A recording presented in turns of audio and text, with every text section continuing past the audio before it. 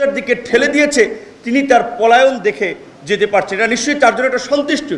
তার একটা বিখ্যাত কথা সম্ভবত ইঞ্জিনিয়ারিং ইনস্টিটিউটের প্রোগ্রামে বলেছিলেন, এই আওয়ামী লীগকে আমরা পচতে দিয়েছি, এমন পচা পচবে, এমন দুর্গন্ধ ছড়াবে যে আওয়ামী লীগ আর মানুষের কাছে গ্রহণযোগ্য থাকবে না। তো আজকে দেখেন তাই হয়েছে। যারা এইরকমের একজন, যে কোনো মানুষই এরকম একটা নেতৃত্ব পর্যায়ে থাকে, তাদের যে কিছু ভীষণ থাকে, দূরদৃষ্টি থাকে, সেটা বেগম খালেদা জিয়ার এই কথাটা প্রমাণিত। যে আজকে দেখেন সেই আওয়ামী লীগ, শেখ মুজিবের কন্যা, এত তার দাম্ভিকতা, এত অহংকার যে তিনি টেলিভিশন দিয়েছেন, তিনি 18 কোটি মানুষকে খাওয়ান, তিনি দেশ ছাড়েন না, কত দাম্ভিকতা, শেষ পর্যন্ত পালিয়েই গেলেন। তো পালিয়ে গিয়ে আবার হুমকি দিচ্ছেন নেতাকর্মীদেরকে মনোবল চাঙ্গা করার জন্য, যে না এখন দেখছি নেতাকর্মীরা তো বলছে যে আপা আমাদেরকে রাইখা পালাই গেল, এই নেত্রীর জন্য আমরা এত কিছু করলাম, তাদের মনোবল ফিরিয়ে আনার জন্য, যে আমি যে কোনো সময় চট করে ঢুকে যেতে পারি।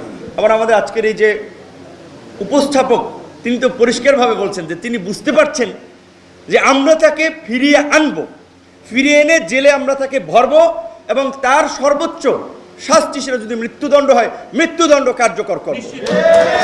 সেজন্য এখন তিনি আবার বলছেন যে আমি চলে আসবো, অর্থাৎ তাকে যে আনা হবে, কারণ তিনি তো এখন তার কোনো পাসপোর্ট নাই, তিনি বাংলাদেশ এবং ভারতের সাথে বন্দি বিনিময় চুক্তি অনুযায়ী তিনি ওখানে যে প্রক্রিয়া আছেন, তাকে দেশে আসতে হবে। এবং এটা তো সব দলের দাবি। এখানে এবি পার্টির ফুয়াদ ভাই আছেন, এখানে আজকের প্রোগ্রামটা বিএনপির মুক্তিযোদ্ধা দলের, সব মানুষই তো আমরা বারবার বলছি যে শেখ হাসিনা সহ এই আওয়ামী ফ্যাসিবাদের সাথে যারা জড়িত ছিল, তাদের বিচার করে ইতিহাসে দৃষ্টান্ত স্থাপন করতে হবে, যেন আর কেউ ফ্যাসিস্ট হওয়ার সব দুঃসাহস না দেখায়।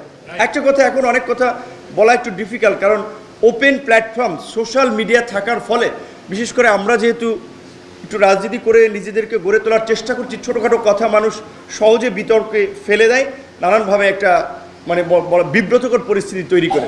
এখন আমি যদি বলি, আপনারা যদি বলেন যে আওয়ামী লীগকে কি চিরতরে নিষিদ্ধ চান কিনা, আমি ব্যক্তিগতভাবে বলবো না।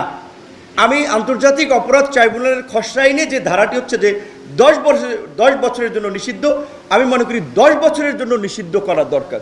চিরতরে যদি নিষিদ্ধ করেন, আওয়ামী লীগ নতুন রূপে ফিরবে।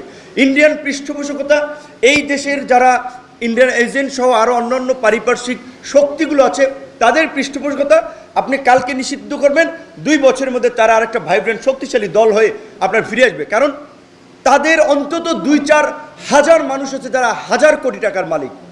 একজন টাকাওয়ালাই কালো টাকা কেউ গ্রেপ্তার হয়েছে?